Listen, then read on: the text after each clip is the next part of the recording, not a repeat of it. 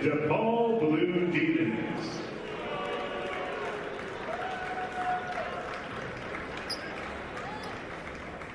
A 6'8" senior forward from Hampton, Georgia, number 1, Caleb Betts. A 6'2" junior guard from Little Rock, Arkansas, number 2, Layden Blocker. A 6'3" junior guard from Chino, California, number 5, R.J. Smith. A 6'7" senior guard from Indianapolis, Indiana, number 11, C.J. Gunn.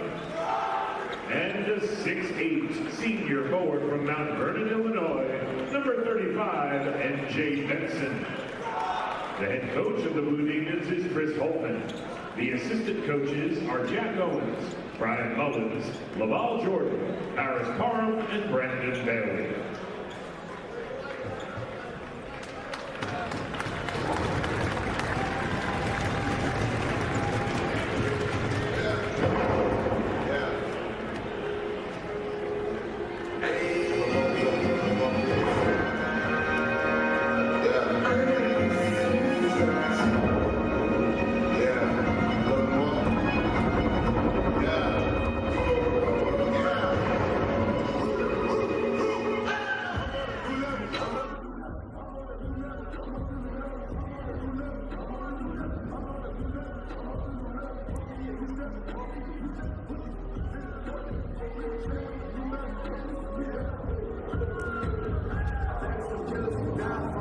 Get your body on the green wheel. Drive from work to the home G wheel.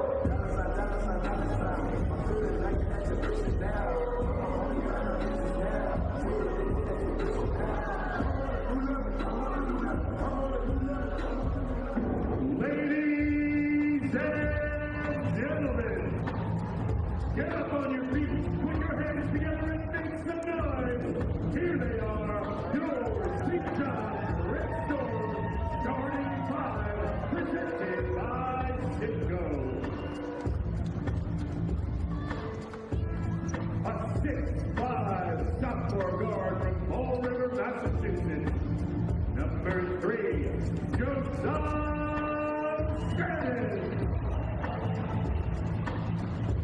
A 6'5" sophomore guard from the Bronx, New York, number 11, Ian Jackson. A 6'5" senior guard from Hayward, California, number 4, Josiah Sellers. A 6'7" graduate student forward from Oak Park, Illinois, number 23.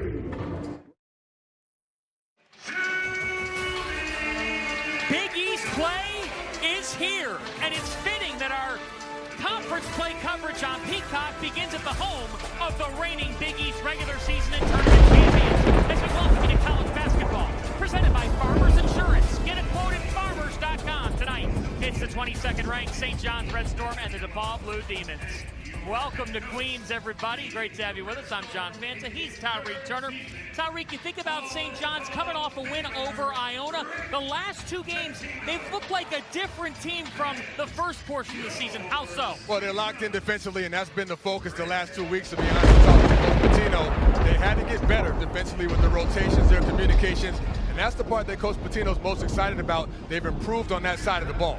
And the man that sets the tone on that end of the floor is SJUBB Ejiofor, with back-to-back games of 8 blocks. Well, he's their captain, and he's their heartbeat. He gets them going offensively, scoring in the paint, defending at a high level, and you mentioned the shot block, and he is their anchor.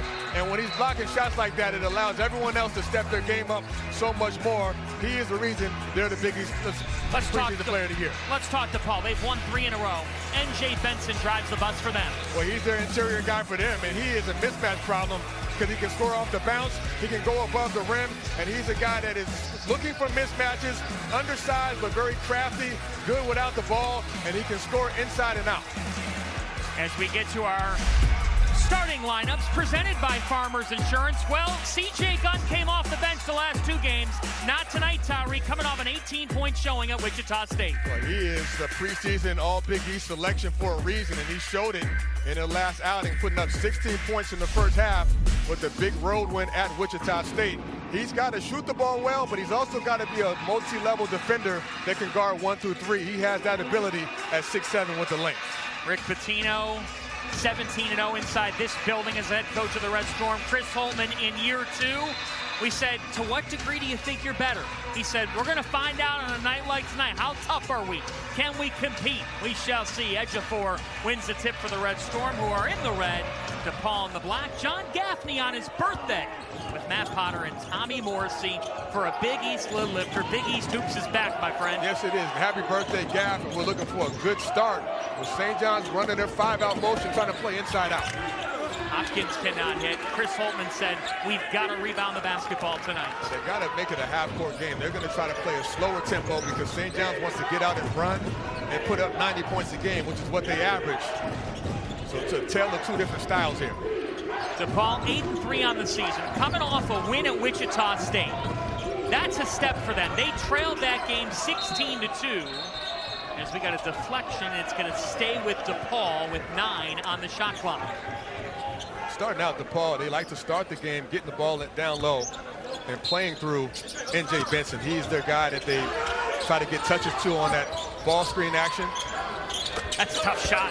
Swishes home, C.J. Gunn. Well, he's in a great rhythm, and he's not hesitating. He's playing with a lot of confidence, and he came off a nice cross screen, out of bounds play, and did not hesitate. Tyreek, he changed the game at Wichita State. They're down 16-2, and then he comes in and everything shifted. He's got a beautiful stroke, but he had to get his consistency going, and Coach Holtmann brought him off the bench for 2 games and wanted him to lead and be consistent with his effort on both sides of the ball.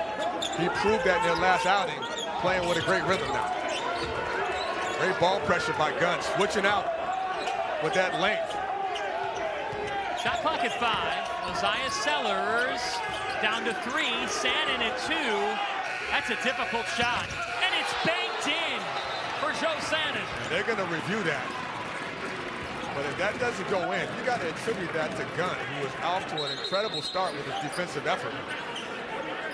Great on-the-ball pressure, and Sannon with a bailout 3. We'll see if it goes, and it does go. Matt Potter signals that it is.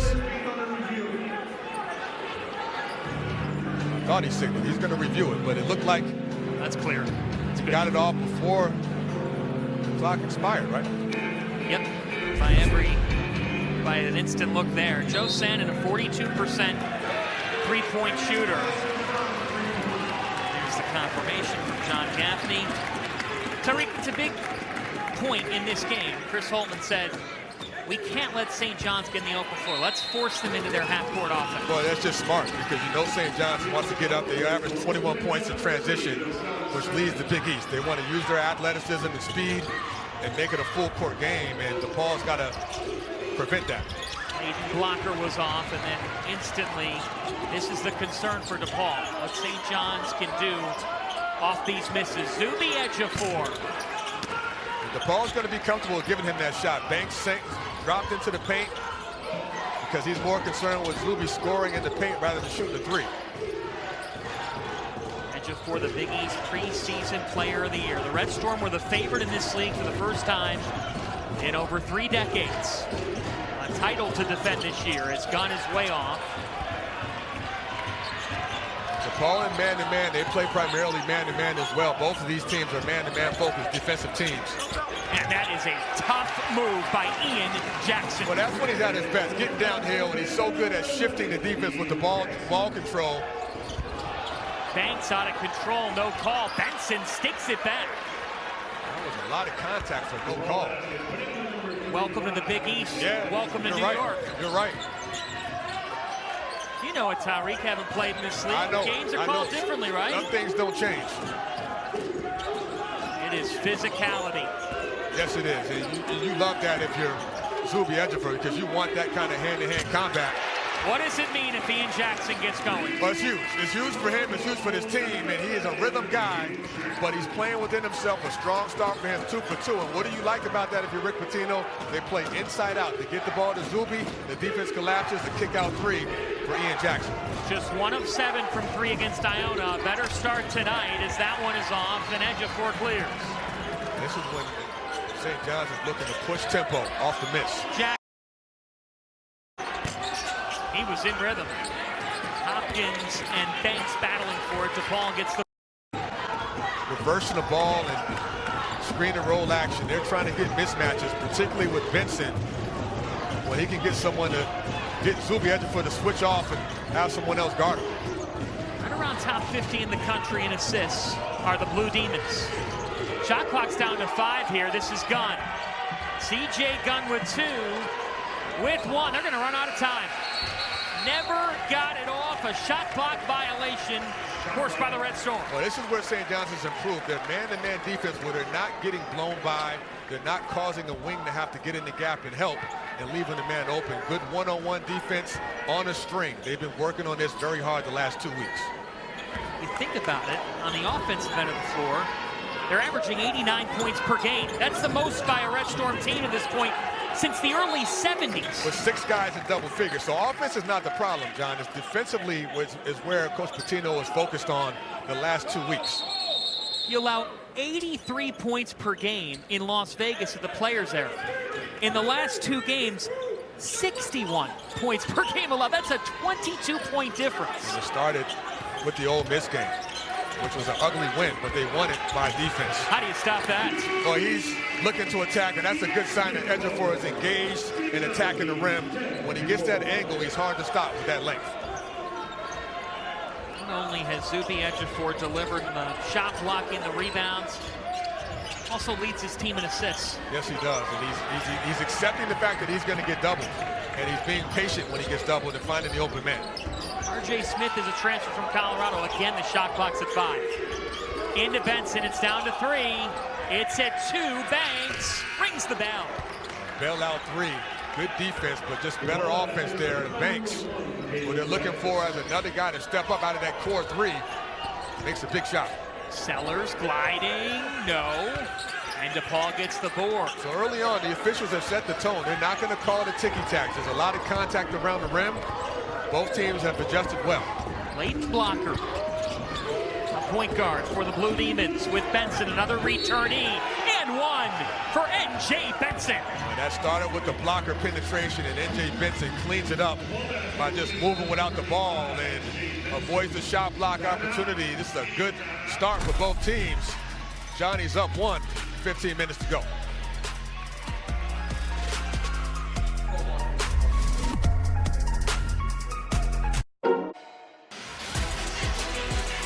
Big East basketball is brought to you by Discover. With Discover It, fans can earn cash back on their game day purchases. And by Farmers Insurance. Get a quote at farmers.com. St. John's winning their first outright Big East regular season title in 40 years. Then winning their first Big East tournament in a quarter century. Yes, a second round defeat to Arkansas. It drove the offseason for motivation. Absolutely. You said it spot on. It drove the offseason. Every decision that was made was based on how that season ended. And just knowing that they had an empty feeling not going to that second weekend of the tournament. What did they do? They got deeper with the guards. They got more shooting with Shannon and Ian Jackson. And then obviously Sellers being another playmaker. They have 3 guards that can shoot the ball and score. And then they got the great player in ZJUBB Ejiofor back along with Bryce Hopkins. And this is all in response to how the season ended. They want more, and they certainly are geared up for it tonight. Rick Pitino, the winningest active coach in all of Division I, leading his teams to 29 postseason appearances, 24 trips to the tournament. Was the first coach to lead 3 different schools to a Final Four. And Tariq, you could sense it in his attitude pregame as that pass is picked off. Yes, the season hasn't gone according to plan thus far with a 6-3 record, but he knows that this thing can get into high gear with his team. Oh, he's so confident. He's so pleased with this group. Their attitude, their commitment to being a team first and playing for each other. And he said this is one of the most enjoyable teams he's ever coached. And he's coached a lot of teams. Hopkins is fouled. Bryce Hopkins. We talked to Coach Pitino about him earlier before the game. And you know about the talent. You know about the explosiveness. You know about the versatility. And this is a young man who is finally healthy. And coming in, you said there was 3 things you worry about. Does he have his timing back? I think he has it back. The second thing was, can he be an alpha? Can he be more aggressive and take over more of a, I want to get, myself going attitude? And that's still a work in progress. He's such a nice guy that Coach Pitino says he's got to get a little nastiness in him, a little bit of, not selfishness, but a little bit more like attitude to say, I can take over this game because he has that kind of talent. And the last thing is he's got to learn how to play in the Coach Pitino system, right? And learn how he expects you to perform at a high level and not take any plays off. So work in progress for Bryce, but they're excited about his potential and his role with his team. In other words, they want some New York City. They want some swag, they want some attitude, and he can do that. He's just got to dig deep, bring it up. Blocker, short, rebound to Dylan Darling. Rick Pitino challenged after Saturday's Iona game. They have worked the last 48 hours on a lot of things with his game. One of them being his jump shot. Wow! Spot on. And you said it. He needs to get confidence. And to see that ball go through the net for Dylan Darling, who struggled offensively, this is a huge step for him. And hopefully for Coach Pitino, he can carry over. Big Sky Player of the Year coming over from Idaho State. Shot clock at 10. Again, they're deep into the timer. Yeah, and DePaul is getting into their offense a little bit too late. And that is causing an offensive foul on C.J. Gunn, taken by Darling. Target taken by Dylan Darling, and that's why he's on the court. Not necessarily to make shots, although he does have to keep the defense honest and make those open ones. It's the defensive tenacity, the beating the offensive player to the ball. He beat Gunn to the spot and took that charge, and that toughness, that grittiness, is what Coach Pitino likes so much about the game. How encouraging is that for Darling? 1 of 15 from 3 before that, as Mitchell was fouled on the tape. Going to the line for a pair. Well, speaking of Mitchell, both Dylans, Dylan Mitchell and Dylan Darling, yesterday in practice, before the practice even started, Coach Pitino worked with them in the Taffner Fieldhouse by themselves and broke down their shots from start to finish, every part of their mechanics, and just encouraged both of them to push the ball up, get arc on the shot. And you're seeing both Darling and Mitchell do that early. How many 73-year-old head coaches do you know that work with their players on their shot before practice and get instant results? That's why he's a Hall of Famer and has won everywhere he has been. He's taken St. John's to heights that, Tariq, they had not seen since the days of Mullen and Barry. And of course, Louis. In my opinion, he is top 3 coach of all time and arguably the best coach in the game right now. Flores up ahead. Great job by DePaul as Jeremy Lorenz finishes it off. Well, that's how you beat the press. With the pass, not the dribble. When St. John's got caught up too far in the court, good vision by DePaul. Mitchell crossover. Dylan Mitchell rejected. That's Flores on the stuff. Back to the Blue Demons. Flores, a 7'2" big man from Spain, has given them some size and length and certainly rim protection. All he has to do is raise his hands, his arms. Beautiful block by the big man. Fabian Flores originally signed with DePaul and arrived on campus in September. They thought he'd be a redshirt. Got an eligibility waiver in November, and now he's making an impact. Now he's got the basketball. That is Fabian Flores. Yep, and he kept the ball high, which was smart because no one can get anywhere near the ball when he has his arms outstretched. Flores making an impact early off the bench. Ruben Prey dials it up. And Ruben Prey has an answer. He's not a three-point shooter, but in rhythm, he has worked on that shot yesterday in practice. He made a few, and he looks smooth. He looks confident. He says, I'm 5 for 9 from three-point land, Mr. Turner. He checked me right there.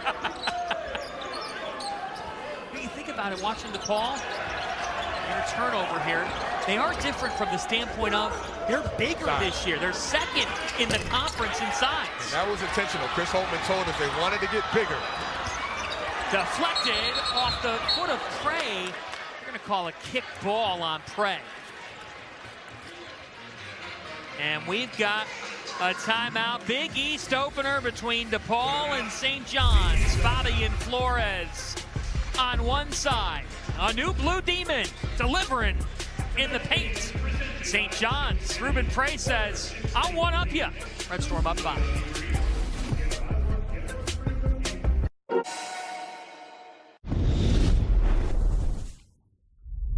We've talked about what's most important tonight, right? Yes, sir. Right? Yes, sir. Okay. All right. It's going to be about us executing that. Okay. Aggressive and attacking, 4 minutes at a time for 40 minutes. Got it? Yes, sir. Aggressive and attacking. Have that mindset. 40 minutes. Okay. Bring it in. Go, be Matt. DePaul on 3. 1, 2, 3. DePaul. And that message resonated in their last game on the road at Wichita State. They were down 16-2, John, and if they wouldn't have kind of compartmentalized and took it in 4-minute segments, that could have gotten worse. But they kept their composure, stayed with the game plan, and C.J. Gunn got himself going and jump-started that team, and then they didn't look back and got a great road win, probably their best win of the season so far. And Chris Holtmann confident in his team, but they've got to stay focused for 40 minutes. Yeah, you think about that, 39 straight Big East losses. Before Chris Holtmann took over this DePaul program, they were well and deep in the Big East basement, going through a really difficult time, as that's put back by Banks. But Tariq, you talked to other coaches in the league, Rick Pitino included, and he said this is a different DePaul under Holtmann. Well, it is, because they got continuity, they got experience, they got a big three, and Gunn. Kick out pass to the corner, that one way off, and the Blue Demons come up with a stop. Gunn, Blocker, and Benson, those three are the guys you can build around, and they know what to expect because they've been in this. They started last year, so that experience, that ability to lead, that's why Coach Holtmann is so confident. Brandon Macklin back for DePaul, available, has been dealing with an injury. This is Cruz McClure. 8 on the shot clock. Caleb Banks kicks, extra pass to the corner. It's short for Macklin. St. John's, they want to play with pace, and if they can get some runouts, the DePaul team doing a pretty good job getting back. How about this for Dylan Darling? 1 for 15 from 3 entering the night. He works with the shot doctor, Rick Pitino, 2 for 2 to start. He's not only a shot doctor, he gives him confidence. He gave him confidence by just trusting him and working with him and then letting him go out and play his game. And the thing you notice about Darling is he's not hesitating. He hesitated in their last game versus Iona, passed up some shots, not tonight. You have to chuckle at the start. Yeah, and absolutely. It's very fitting. 7 on the shot clock. You're watching DePaul with the ball. Things are so tight here. Rick Pitino is inches away from the Blue Demons on the right wing. Here's Mitchell on the other end to Prey. Ruben Prey has started hot. Yes, and he's running the floor, and that's a nice push by the Johnnies off the miss. DePaul's got to get back and just get 3 guys back in the paint. This has been a good couple minutes for the Red Storm. DePaul's 4 turnovers. St. John's starting to score off that defense. Rush Darling used that ball screen, and before tonight, he was hesitating. He's not hesitating tonight. And then this is when they're at their best, pushing with pace, running the floor. Ruben Prey with a nice finish. Tariq, we talk with teams about this all the time, and DePaul brought it up. You come into Carnesecca, it almost feels like the floor is shrunk. Yes, it's a different vibe. There's only 5,000 people here. It's tighter, and it feels a little bit more like, a high school arena, but it's lively. It sure is. Look at Flores with the hands. Could not finish. Got it back. Fabi and Flores cannot get it to go. If you're Flores, you want those opportunities back at 7-2. You got to finish that close to the rim. Shannon thought about it. Darling, Mitchell, Shannon, Prey. Leotopoulos for the Red Storm. Lefty glides in for St. John. And the ball movement was what created that angle. Great job moving the ball, making the extra pass. The defense shifts, which leaves a wide open angle for Lefty to get to his strong side and finish with a beautiful lane. A 7-0 surge by the Johnnies over the last minute and 45. 10 on the shot clock. Again, DePaul deep into the timer. This is Layden Blocker off the dribble, short. Flores with the board. DePaul struggling offensively because St. John's is defensively loaded up and not getting beat off the dribble. Deflection from Leotopoulos. Now Trey with the pick. 6. Timeout DePaul.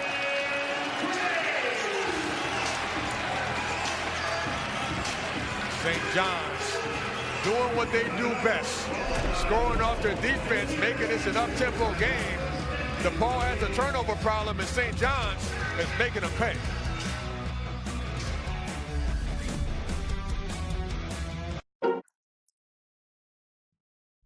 When Ruben was going to dunk, you got to follow him down the floor and get in it, okay? You're giving it to him back. At the end of the shot clock, you're going to want to take a three, don't give it to him. Then go rebound the ball, okay? Find offensive rebounds. You got to come for those ball guards. Get back in there. It's not a detailed miss with Rick Pitino, and the coaching staff, they call him the Matrix because his brain is constantly moving in all different types of directions that are connected to winning. So he may be talking about one thing, and then he'll remember something else that is directly related to winning, and he'll bring that up. And you got to stay on your toes. As a coaching assistant, as a player, as a manager, he holds everyone accountable, and it works. Obviously, he's a Hall of Famer and has had tremendous success. You made me think Rick Pitino and Keanu Reeves walk into a room together. That would work. That would work for sure. 9-0 run for St. John's. What has to change for DePaul? Well, DePaul has turned the ball over. They've given up 5. They've turned the ball over 5 times, and they're waiting too late to get into their motion in the shot clock. St. John's has a lot to do with that, but they've got to get an earlier start and take care of the ball. Smith from downtown.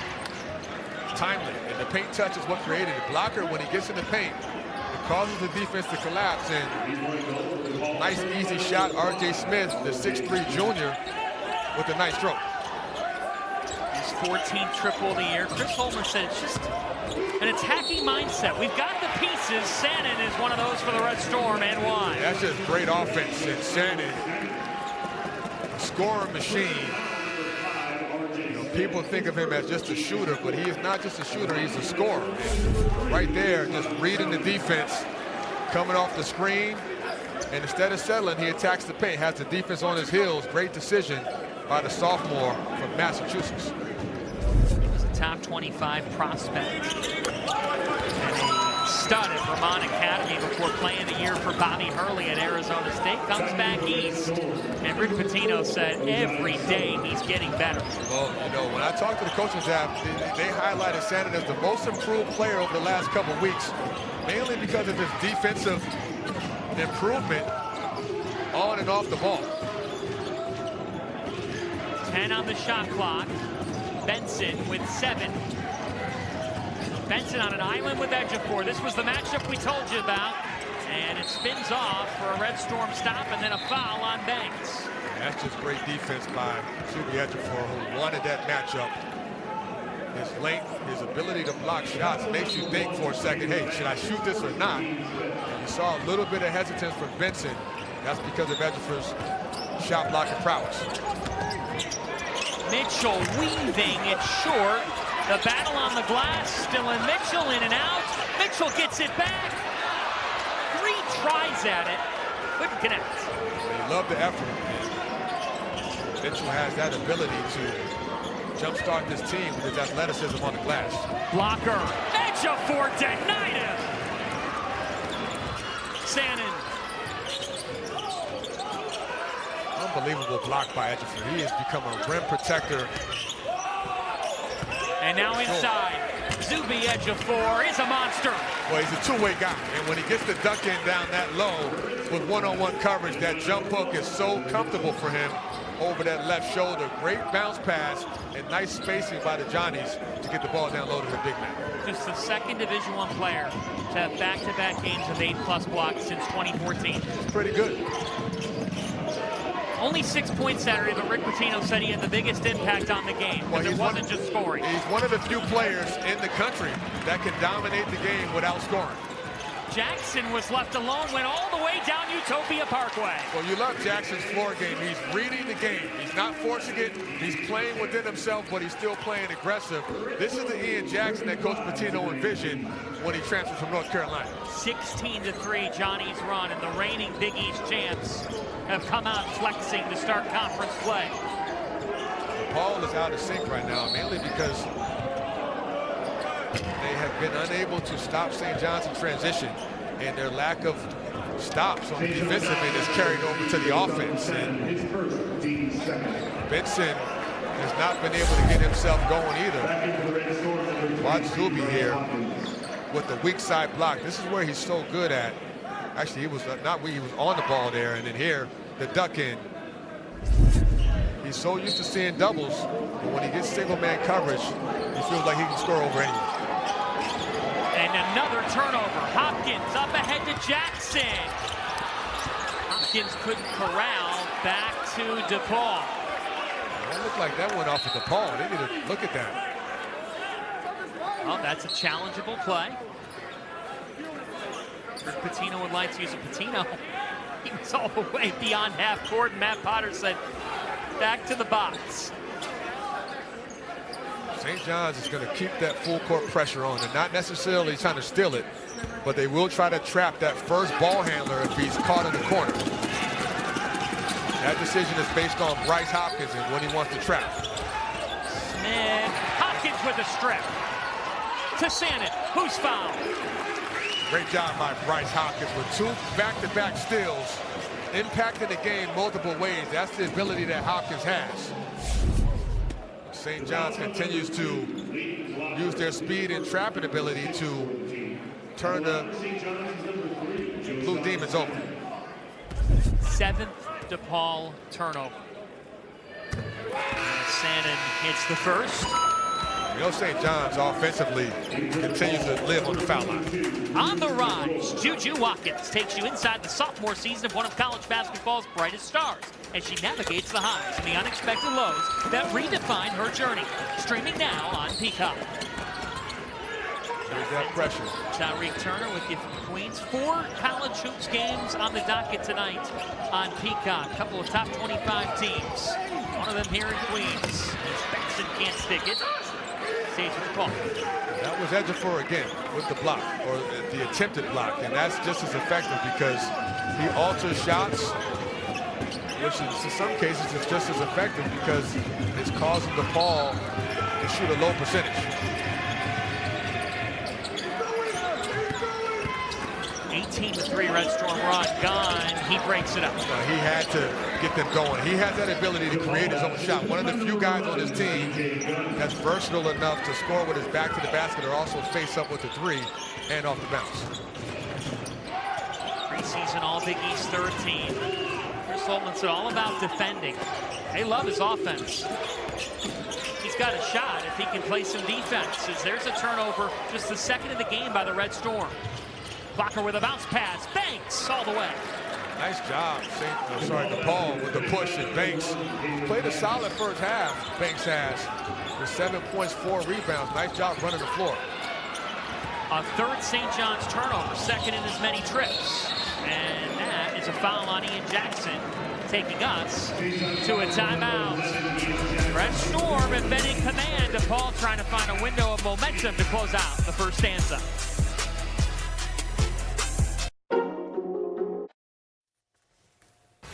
I'm Jack Collinsworth coming up on the Jeep halftime report. St. John's, they're shooting it well from deep in that first half, about 56%. We'll discuss what's been working. Plus, we have highlights from number 11 and number 20. That's Louisville and Tennessee. John, we will see you shortly at the half, my friend.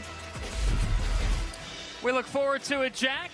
Back here at Carnesecca Arena. St. John's lone Big East game at Carnesecca. That's because when you sell out Madison Square Garden like they did the last 5 Saturdays last season, they have 12 MSG games. We have not seen that in decades. Over a third of their games are at MSG, and that alone can tell you what this man Rick Pitino has done since he's been here in just his 3rd year. The demand, the excitement, the interest of St. John's basketball in Madison Square Garden, it hasn't been as high since the 80s, and you got to give him credit for turning this program around in just his 3rd year.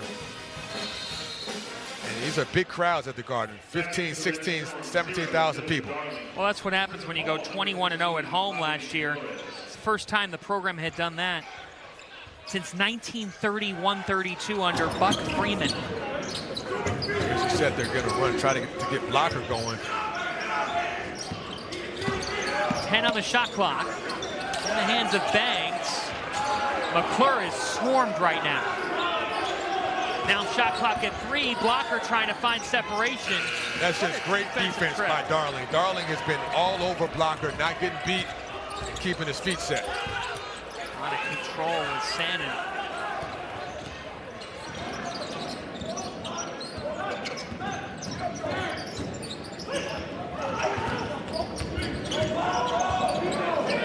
Gun. 18 on Saturday. Comeback win from 14 down for DePaul at Wichita State. McClure, way off. Everything is contested, and DePaul has not been able to get loose, and you know that's a lot of that has to do with St. John's ball pressure. Edge of 4 free throw line. You think about it, Tyreek. We talked about St. John's offensively, but then you look at the efficiency numbers.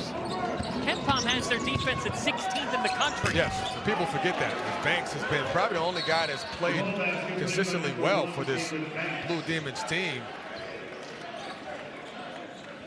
Rick Pitino going to use the timeout here. A 12-point game, 2 and change to go in the first half.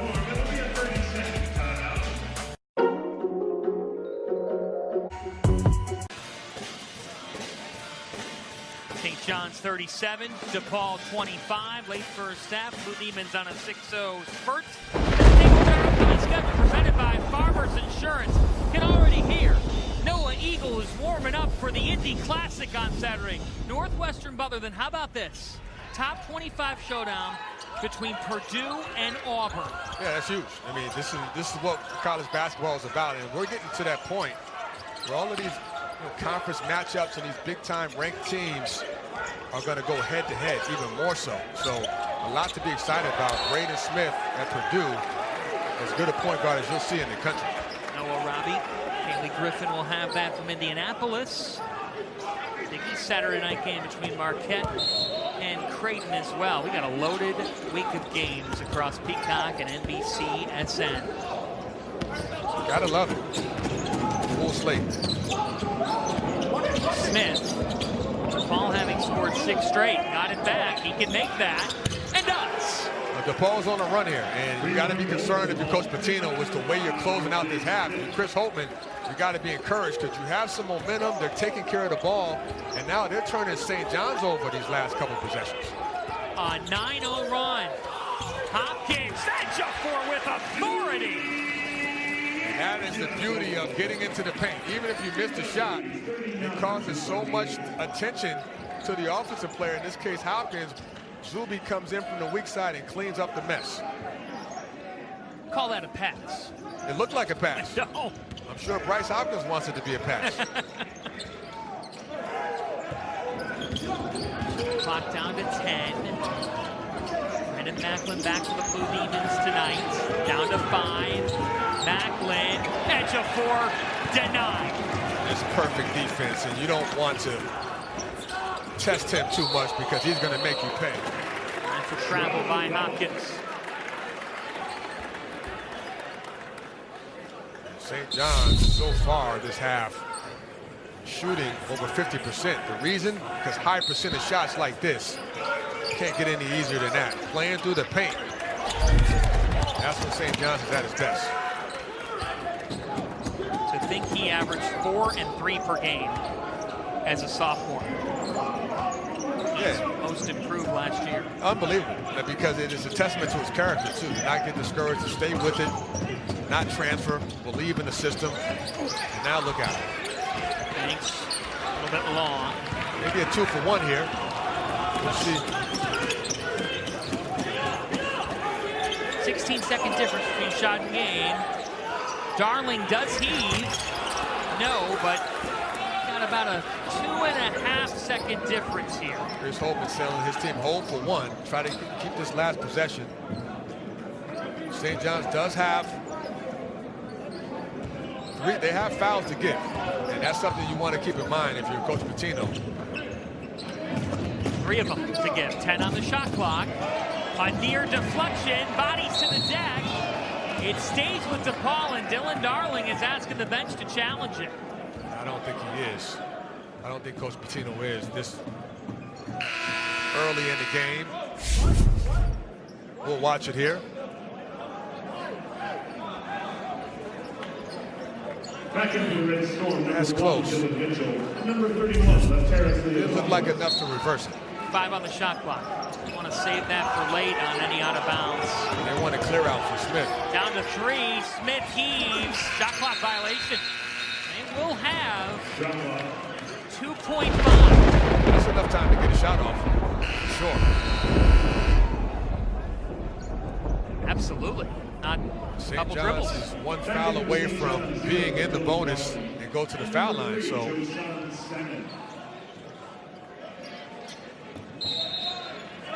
got enough time, 2.5 seconds to get it up quick. Mitchell's the inbounder. They're going to bring Lorenz in for some size for Flores. Smith exits for blocker. Darling and Sannon are at each wing here for Mitchell. 2.5 seconds.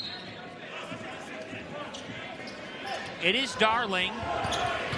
Darling ran out of time. 11-point game at the break. And I think St. John's got to be happy with the way you controlled the game for the most part. DePaul made a little push at the end, but St. John's in control, playing off their defense, getting out in transition and scoring. DePaul closed on a 9-2 run. Your halftime scores: St. John's 39, DePaul 28. Jack Collinsworth, Matt McCall, Jordan Cornette are waiting in the studio. Got halftime coming up on Peacock.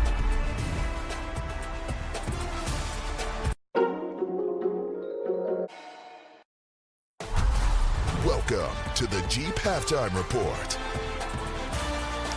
So 39-28 St. John's at the break. Ian Jackson coast to coast with it. And then Ruben Prey. I think he wants to run a little bit too. Why not? Both these players with 7 points at half number 1. And with that, welcome to the Jeep Halftime Report. Jack Collinsworth with Jordan Cornette and Matt McCall. Jordan, I'll start with you. What has been the story for St. John's half number 1? Before I get into it, I got to acknowledge, and I know they play a lot of games there at Carnesecca, but tight quarters there, man. Right. Like, I'm watching the bench. Guys' feet are on the sideline right there. Feels dangerous. You got Patino all on the floor, even a little bit of Holtman. It just feels a little chaotic from that front. But go into the game itself after I get past the spectacle of that, because it felt like a spectacle. Yep. Was St. John's and how Tariq said it best. They controlled the better part of that first half. Don't love how they closed the half. I mean, you're looking at St. John's team for a lion's share of the first half. Got quality shots. Defense fueled their offense going the other way. Defensively locked in, and we're kind of putting such a pressure on this DePaul team. They were on their heels.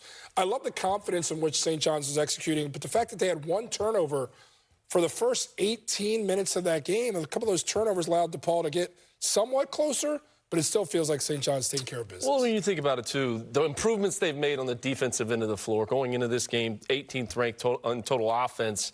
Their offense hasn't been the issue. At times, it's been defensively. But you look what they did against Ole Miss, held them to 58 points. You look what they did against Iona, held them to 64 points, 28 points in the first half for DePaul. But you know me.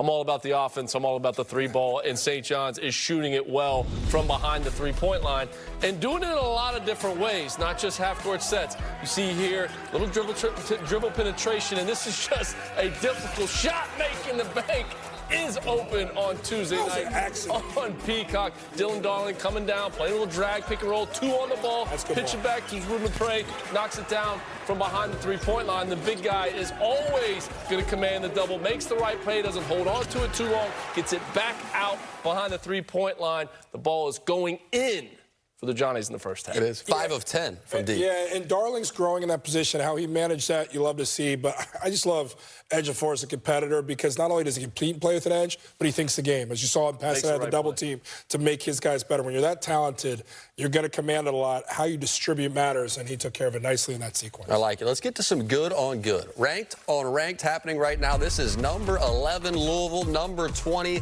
Tennessee, Jacoby Gillespie. Look at the step back Trey, baby. Battle of attrition. What you're going to see in this one is a lot of tough shot making because defenses have been rugged and locked in. Louisville on the road without a top 5 NBA draft pick and freshman phenom Mikael Brown Jr. makes this uphill sledding. This will be a real litmus test for, we know Louisville's good. How good exactly, we'll find out tonight. Yeah, Tennessee dominating points in the paint, 24-10, one of the toughest places to play in the SEC, Thompson-Boling Arena. Fair enough. Another top 25 team in action right now. That's number 9, Michigan State. They have been rolling against Toledo. Live look in when we come back.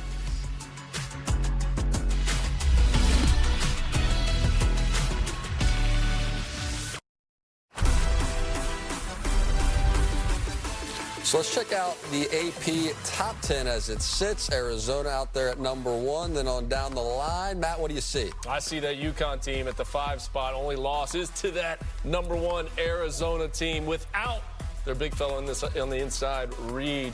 Like the UConn Huskies could win another national championship this year, in my opinion. Michigan's margin of victory speaks for itself. Arizona has so many impressive wins. I get it. You can't get caught up too much in who's 1 and 2 in college basketball in December. But to me, I like Michigan more than anybody right now. How could you not? So let's take a look at that number 9 team, Michigan State, taking on Toledo. Paul Burmeister and Tom Crean on the call. Listen in. Cooper spinning inside, lost the ball. Up to Wilson, has Blyden on the left.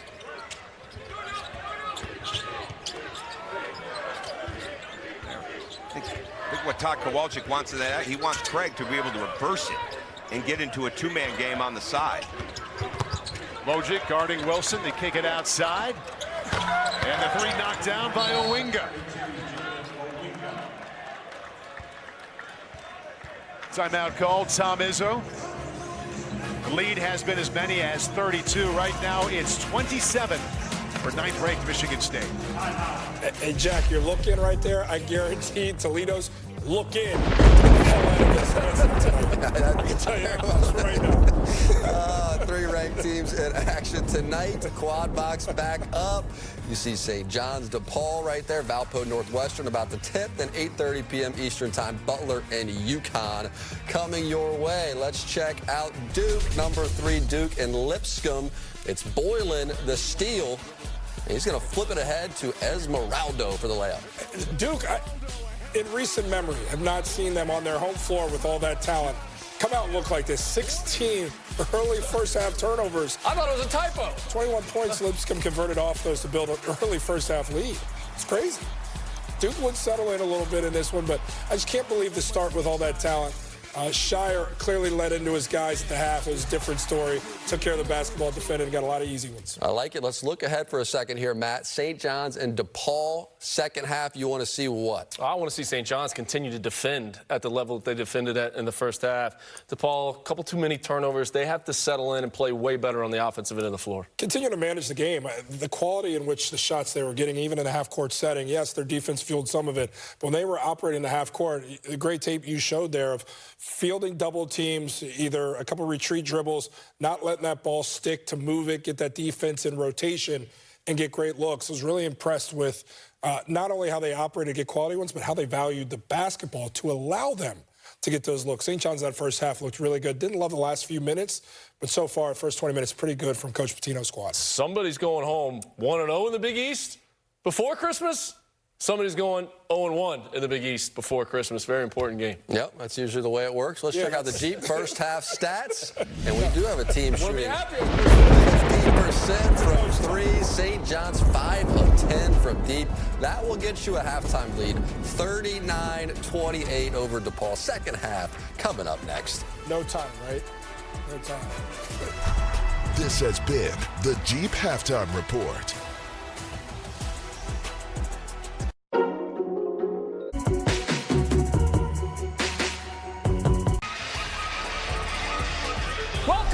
to college basketball on Peacock, presented by Farmers Insurance. Get a quote at farmers.com. A look over Manhattan as we welcome you back to Queens, everybody. Heading to the second half, St. John's and DePaul Big East opener. John Fanta, Tyree Turner, your thoughts on the opening 20 minutes? Well, I thought St. John set the tone with their tempo and the way they wanted to play up and down, scoring off of turnovers, closing off shooters, and just really getting out and playing their game, which was run up and down, playing with tempo, playing with guys running the floor and getting those high percentage shots. That was the reason why they shot 50% from the field. Everything was, in the paint, and they only took 9 threes, they made 5 of 9, so they shot very efficient, but they were playing their pace, playing tempo where they could get up and down and score when the defense wasn't set. That's when they really got rolling. Think about the 8 forced turnovers, 9 points off of them, 4 blocks, and SJUBB Ejiofor continues to dominate in the shot blocking category. Tyree Turner, he's already got 4 rejections tonight. Yeah, and they don't keep a stat for altered shots, but I counted 2 shots that he altered. So, his presence is felt all over the court, but on the defensive end, I can't think of a better defensive big in the country than SJUBB Ejiofor. 20 blocks combined in his last 5 halves of basketball. Yeah, something tells me that's going to go high. But if you're DePaul, you don't want to shy away from contact, but you got to move the ball and try to get him off the ball. You want SJUBB off the ball. Ball screen action, try to switch him off where he's not the primary defender. CJ Gunn, can he get revved up? That's a good start to the second half. Yes, it is. And they ran the set for him. He's so good at using his length, and that was a nice little down screen pin down for him to score right in that elbow area. And DePaul is playing with a lot of confidence, closing out that first half strong. Indiana transfer CJ Gunn. They're counting on him to take that next step into Ejiofor. They brought a double. Shot clock at 8. Ian Jackson is turning it on. Yes, he is, and that all starts with the double. Ejiofor is a willing passer, and he sniffed out the double, swing, and Jackson with the nice catch and shoot, and he's playing a solid game for the second game in a row. St. John's is 6 of 11 from downtown. Look what Benson found. That was not intended for him. Shot clock at 10. Gunn off one dribble, long. Tried to double Benson there as well. That's a nice block by CJ Gunn, and then a turnover by Shannon. To the corner. Caleb Banks spins off. Gunn gets it back for DePaul, and he can't hit the bunny. Chris Holtman is asking, where's there a foul? A lot of contact. That looked like a foul there. No call, Shannon. Euro, pretty. Well, Shannon, the thing I like about Shannon is he's not settling. He's getting to the rim. It's a second nice finish. And at 6'5", and the athleticism that he has, he should be able to mix his game up by scoring 3 levels.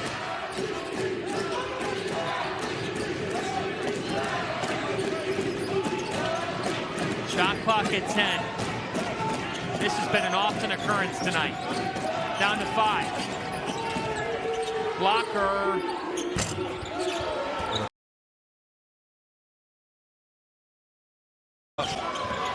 Every ball screen action here.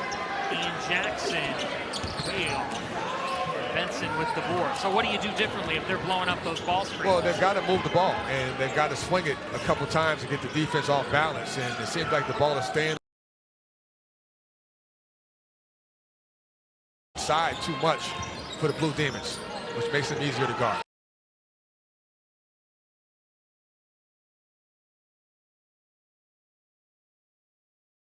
The others for this DePaul team, but he's an important other guy. He's not, the guy you think of first for this DePaul team, but at 6'3".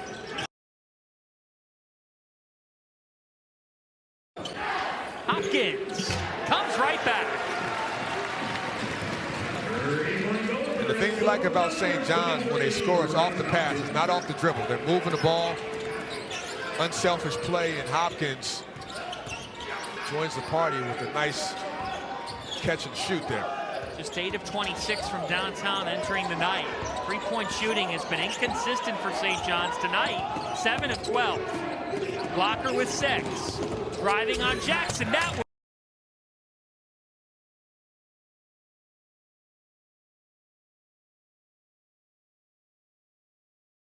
was in DePaul, playing strong here. Down 13 still.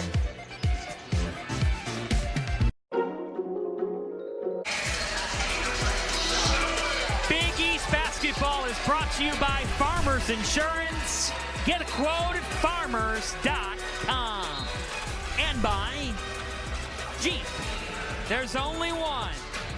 And there's only one. Lou Carnesecca. This statue dedicated and put up in 2021 for the Hall of Famer. 526 victories. He is St. John's University. He sure is, and he is iconic in St. John's history, but in basketball history, Big East history, New York City history. More than just a coach, a father figure, a mentor, a teacher. And last year we lost him at 99 years old. We were hoping he would get to the century mark, but that season, he had a lot to do with it. You know, Coach Pitino spoke so eloquently about dedicating the season to his legacy and making him proud, and boy, did they do that. Bryce Hopkins was long. You think about it, Louis remembers Ricky at Providence. Yes, he does. They got some great war stories.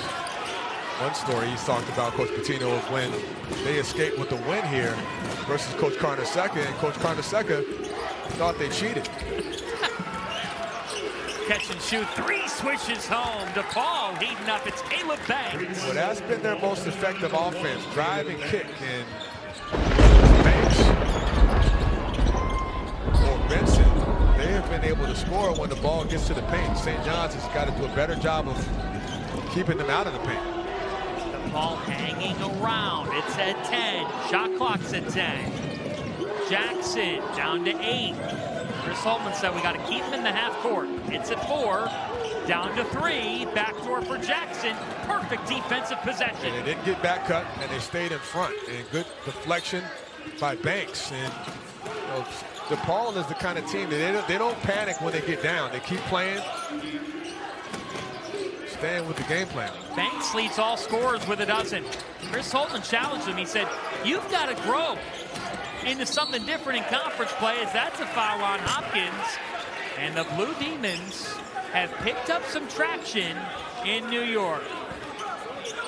Louis, larger than life, everything that is St. John's University. It's Lou Carnesecca's house.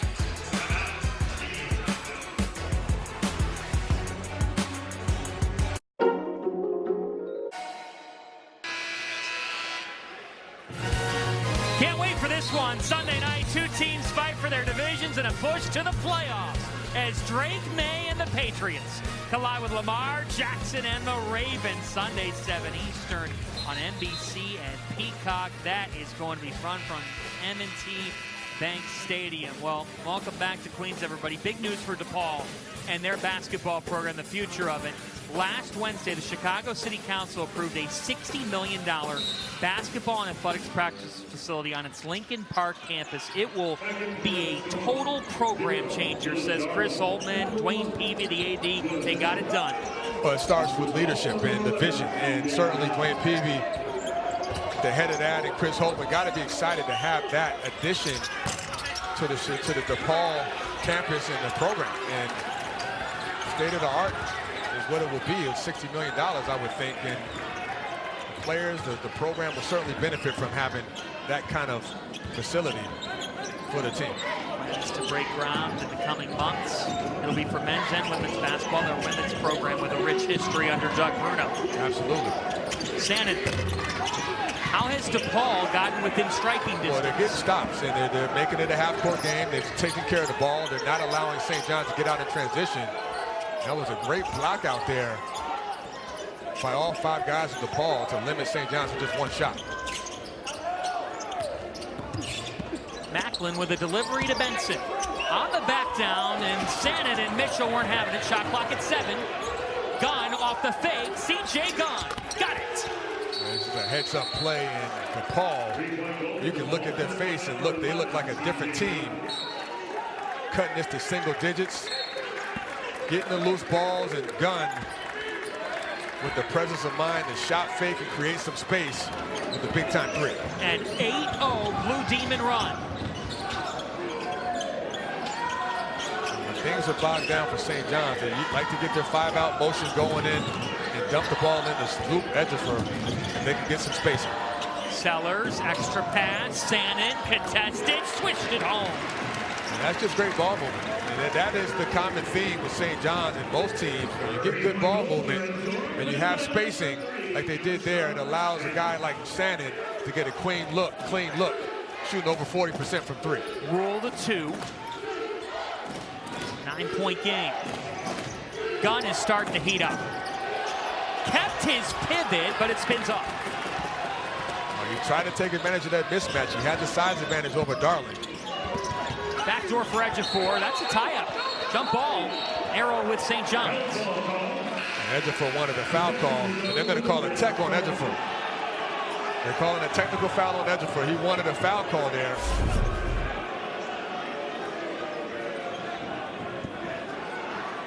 And Coach Pitino not happy with Ejiofor now. His captain, his leader, expects more from him. That is very out of character for SJUBB Ejiofor, defined as the heart and soul of his team. John Gaffney whistling it. And in a 9-point game, it's going to be C.J. Gunn to the line. 78% free throw shooter. And Matt Potter just comes over and just says, technical foul on SJUBB Ejiofor. He earned it.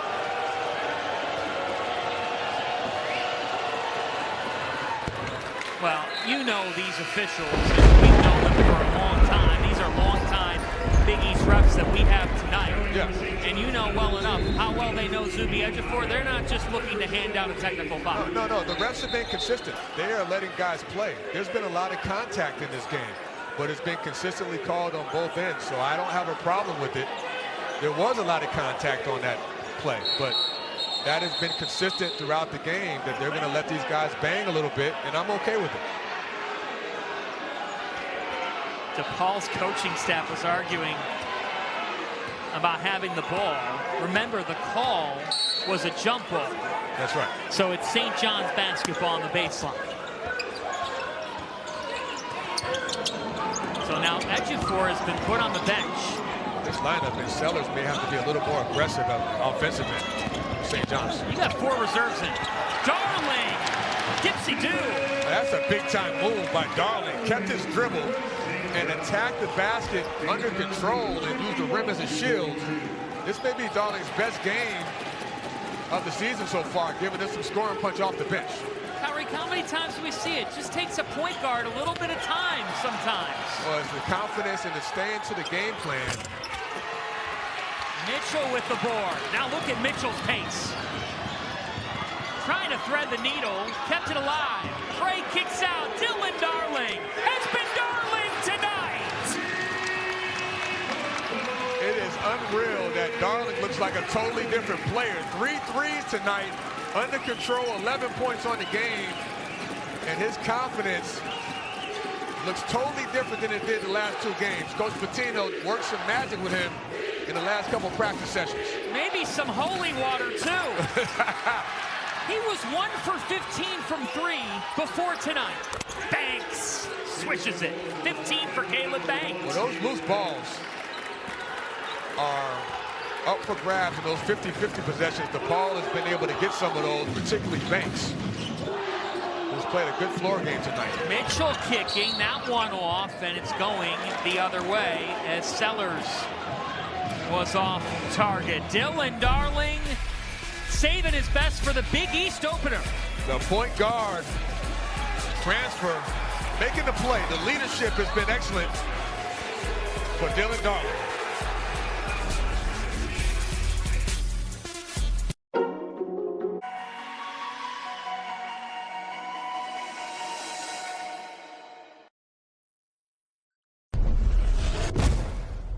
Where the hell some stones, man?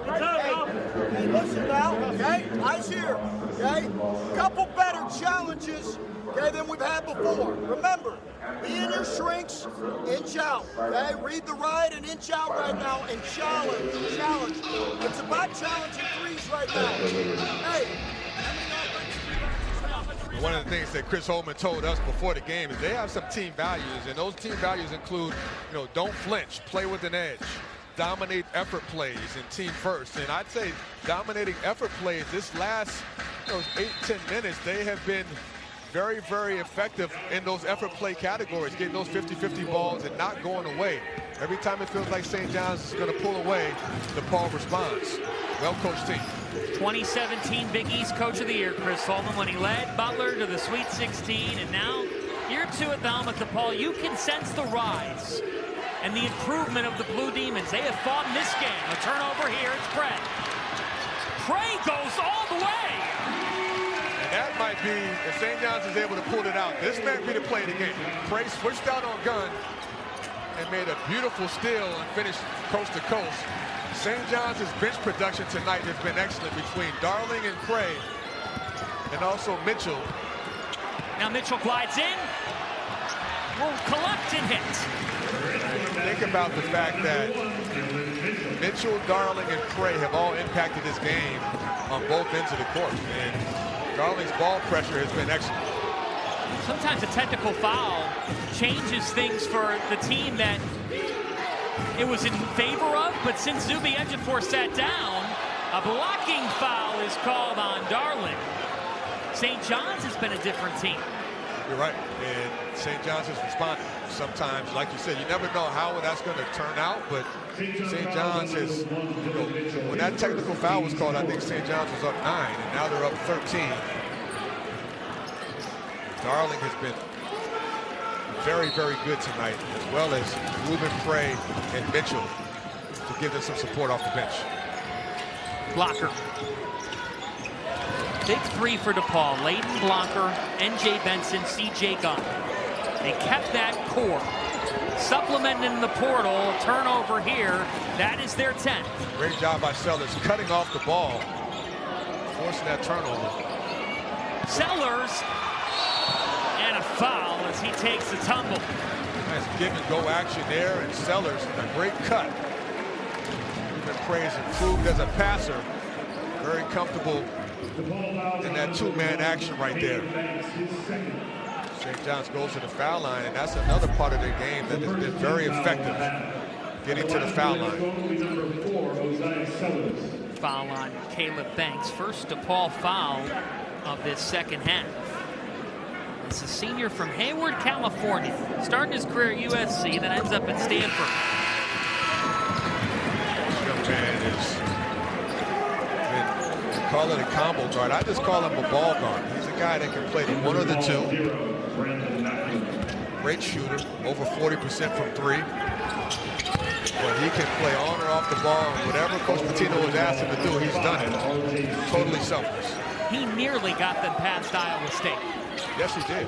Huge game. And tonight, he's getting... Well, this has been a pretty well-balanced attack for the Red Storm scoring-wise. They've got 5 guys in double figures right now and 6 guys that average double figures. Blocker, so quick and elusive, Tyree. He's got to do more of that. Blocker is a key part to this DePaul team in terms of leadership and scoring. Darling off the heel, tipped around, ping-ponged into the hands of Macklin. That was Blocker's first make. He was 0 for 7. Well, he's done a pretty good job of penetrating, but he hasn't scored until this last 2 possessions. Nice job getting into the seams there. Foul on Blocker off the make. Very few fouls called tonight, John. Interesting. I like it though. They're letting them play. Big boy ball, Big East action. Haven't played in this league. When you flip the calendar to league play, how does everything change when you're in Big East battles night in, night out? Well, the intensity goes up 2 notches, maybe 5 notches, and the physicality goes up as well. And there's a sense of urgency because you only have but so many chances, and certainly DePaul coming off a game at Wichita State, their best game. playing a top 25 team, 22 net, St. John, or 22 ranked, 24 net. This is an opportunity for them to knock off a quad one game. University of St. John, they got to protect home court, get a win tonight, and get ready for another one at Kentucky, right? Versus Kentucky in Atlanta this weekend. Blocker off the dribble, top shot. It's long. Rebound to the Red Storm, as Darling is now fouled. I can't say enough about Darling's impact, his toughness, his intensity. It's not just the scoring, it's the loose balls, it's the tenacity on the defensive end. This has got to be huge for him and his team. Watch this rebound here. He's the shortest guy on the court, and he's the most physical. Going up against Blocker, going up against Nelson and Macklin, and comes up with the ball. Now Sellers got his man in the air, looking for Ejiofor, and Ejiofor will go on the line for two. That's just great ball movement and the penetration. Initiated by Mitchell. Mitchell's done a good job of that initial thrust of offense, that crossover dribble, causing the defense to shift. And then Sellers making the extra pass, getting into his big man, Ejiofor.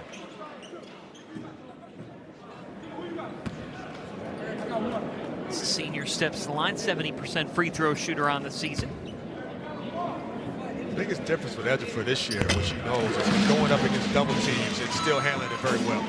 Saturday, the Premier League takes center stage on NBC and Peacock as Spurs and Liverpool square off with crucial points on the line.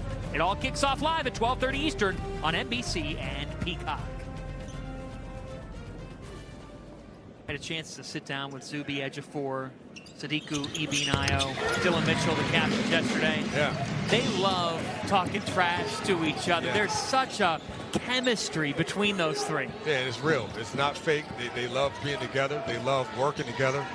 And it started this summer. It started with SJUBB leadership, SJUBB Ejiofor's leadership, welcoming in these new guys, showing them what it meant to play for St. John's and for Coach Pitino, setting the tone. And then Mitchell picked up and followed his lead. Shot clock at 8. Here's Banks. He's had a big night. It's at 3. Macklin. That's just great defense. High hands contesting. DePaul doesn't crash the glass, and St. John's has controlled tempo by getting stops. DePaul got within 8. St. John's back up 15. Sannon, no call. Benson. We're going to get a whistle here. John Gaffney on his birthday. Yeah, come on, Gaff. Went into the front row, and he'll be helped up. He is helped up, and it's okay. We got a timeout here. Red Storm up 15 in their league opener.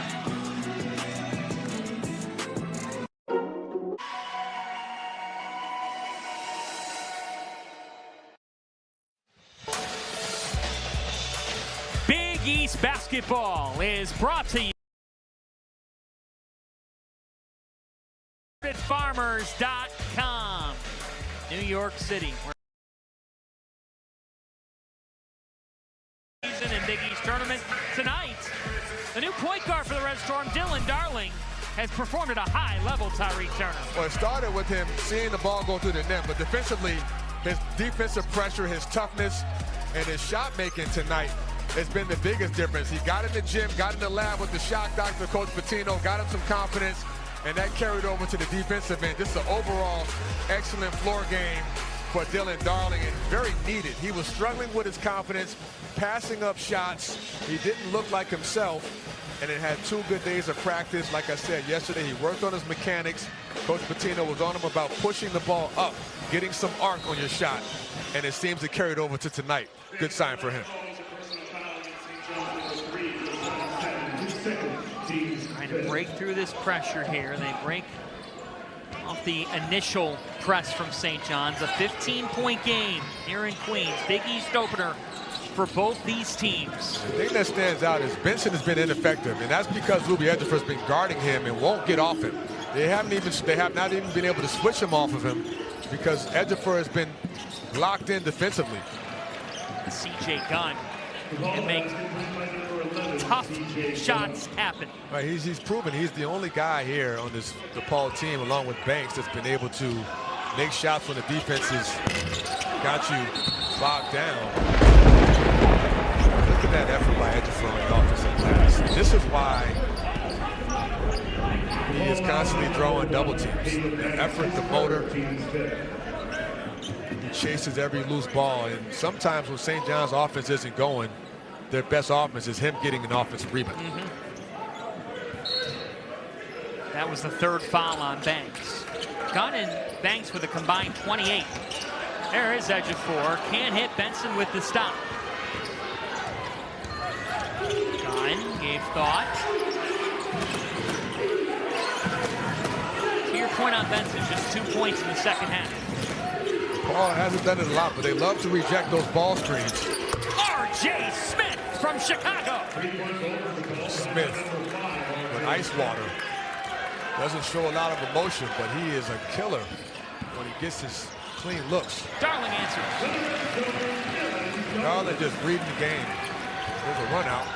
Banks was stripped. How about the effort of Sanin? And it's good to see the cheerleader was okay. Yeah, that could have been bad, but you're right. Good to see she's okay.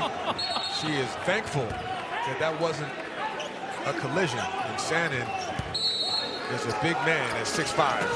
That was an objects are closer than they appear in the Yes. rearview mirror, was it not? Yeah. Thankfully, no damage. Smith, now he's starting to sizzle. Tyree, DePaul's got pieces to this puzzle. They do. They really do. And Blocker hasn't been quiet, but Smith has been the guy from the backcourt to really give them some scoring. And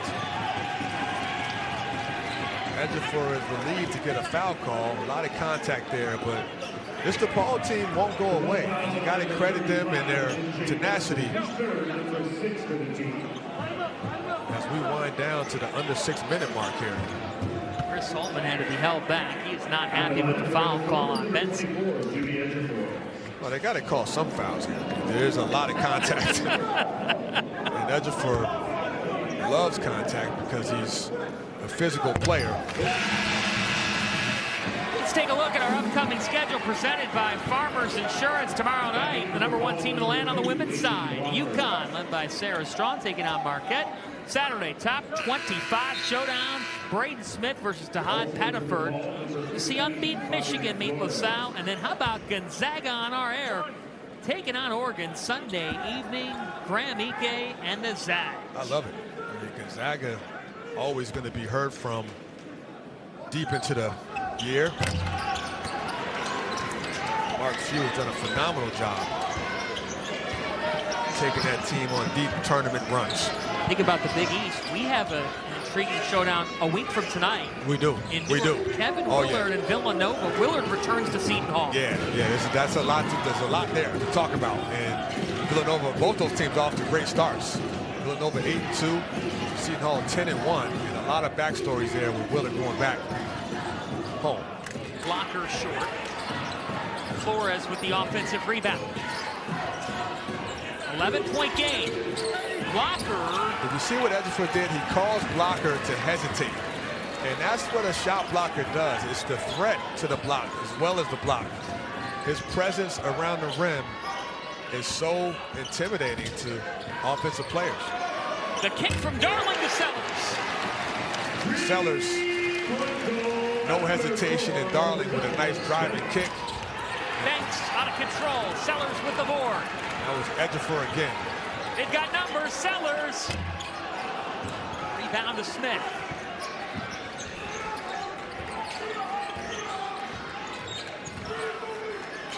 Smith, short. Sanin with the rebound. Sellers.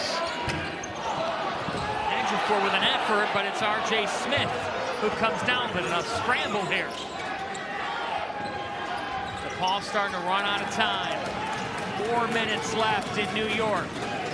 Every time they've scored, St. John's has had an answer, and it starts with the defensive pressure on the perimeter. And this man right here controlling the paint. Well, Chris Holtman said, we got to compete on the glass. Rebounds, +9 for the Red Storm. Yeah, that was one of the keys, and the other key was keep them out of transition. They did a better job of that in the second half. But St. John's has just been too much firepower between the shot making and the threes have been going. And a foul on Blocker that takes us to a timeout. It'll be free throws for the Red Storm. Driving kick, getting in the paint. The defense has been lost. The recovery, Sellers making a pay.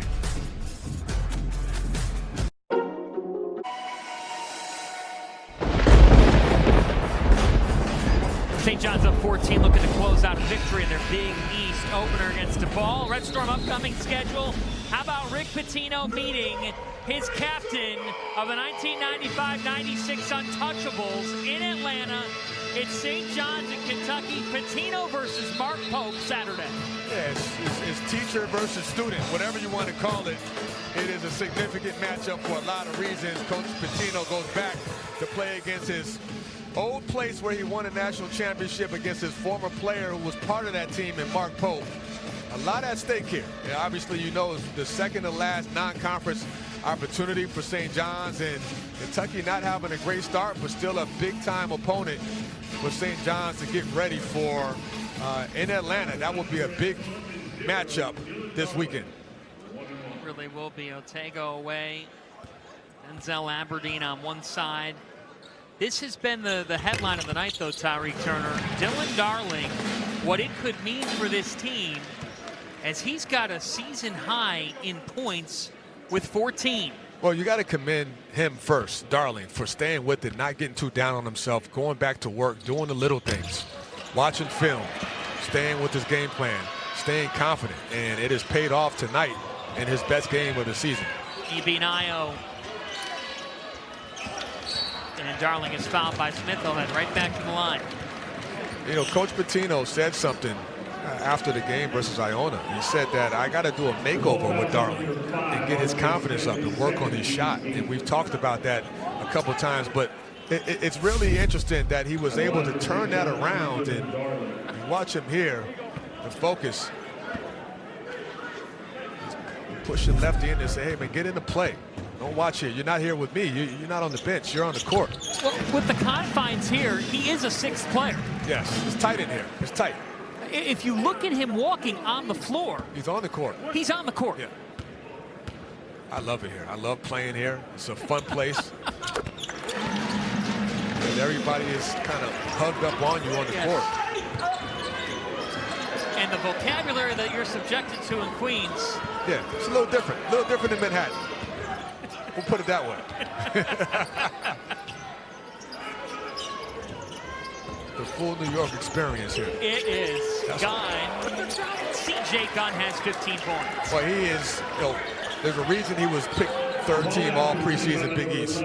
He's a prototypical wing at 6'7", long, athletic, can score it on 3 levels. And Darling took a bad fall, and he is holding his behind. Smith rattles in and out. Putback is there for Banks, and now things are going to stop here as Darling is still collecting himself and limping. Tough kid. Hope he's okay. That was a lot of contact there. And that's a foul. That's a foul, sure. He's going to stick this out here with 2.5 to go. And now a foul on Macklin. Well, he's clearly, if St. John's is able to pull this out, he's clearly the player of the game. And I mean, he is having a flashback, Darling is, to when he was at Idaho State, where he was player of the year in the Sky Conference. This is the Big Sky Conference. He was 24th in the nation in points per game at 19.8. That was at Idaho State, actually. And if this St. John's team can get some production like this from their bench, Darling, if he's coming off the bench, Dylan Mitchell and Ruben Prey, look out. I mean, this is a team that is already scoring 90 points a game, and now they're defending. So they have made a jump since they've come back from Las Vegas. We're going to find out what that means going into these next couple weeks. 11 in the second half for Darling. And another turnover, the 11th by DePaul. Up ahead to Hopkins, Bryce Hopkins. He'll go to the line for a pair. Nice look-ahead pass, and Bryce it's been a quiet game for him, but he didn't need to do a whole lot. He's still an integral part of this defense, this offense, leading this team in scoring at about 15 a game. Quiet night tonight, but expect a lot of big games from him as we get into conference season. Free throw difference now 20-3. Saturday and Sunday on NBC and Peacock, 20 of golf's greatest champions hit the links with the 1-2 matter most. Their families, the PNC Championship, Saturday, 2:30 Eastern, Sunday, 1:30 Eastern, NBC and Peacock, as Darling gets a nice applause. And look, that's part of the strength of the St. John's team. They don't need any one guy to have 16, 17 points in a game. That's right. Balanced scoring. Coach Patino told us before the game he's still not sure who their alpha is in terms of, you know, when they really need a bucket, who's going to be that guy, and that's still something that they're trying to figure out. Sannon to Ejiofor. Leontopoulos.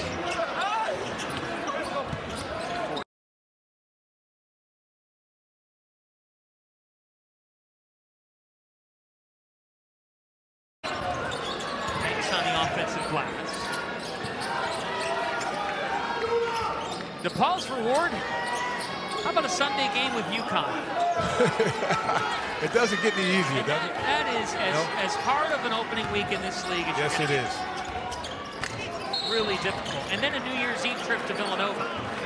Nobody's feeling sorry for anybody here. And this is what makes this league great. And when we talked to Coach Patino about this league, he said, you know, people were criticizing, you know, the soft start with UConn being really the only real successful non-conference team. But you look at the rest of the league, you look at Butler, you look at Georgetown, Seton Hall, DePaul, Villanova, all of these teams have improved. And the bottom of this league, or the so-called bottom, is much stronger than it was last year. So that's promising. The question is, well, either one, and not NCAA tournament worthy because neither has been able to do anything in non-conference play, but will Marquette or Creighton get off the mat at any point? Because in this league, you're so accustomed, as Benson slams it down, to at least one of them doing something in league play. Both have not been able to meet the bar. DePaul competed tonight with St. John's, just too much.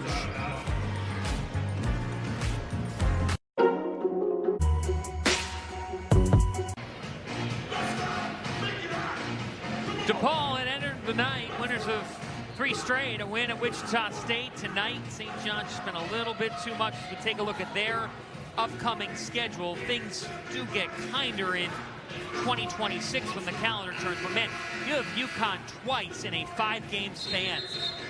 Yeah, I mean, that's a hard starting point for this Blue Demons team, but you know, this is a team that's they feel it better about than last year in terms of the experience, the returning starters of those 3 guys in Blocker, Gunn, and Nelson. And then I was encouraged by the way Banks played tonight. He's another guy that you got to account for, and Smith has been good. So they've got some pieces, but on the road you've got to be even better, as you know, John, to get a win, particularly when you're playing a team like UConn. This DePaul program got bigger in the offseason. They're second in average height in the league. They saw an 11-win increase last year.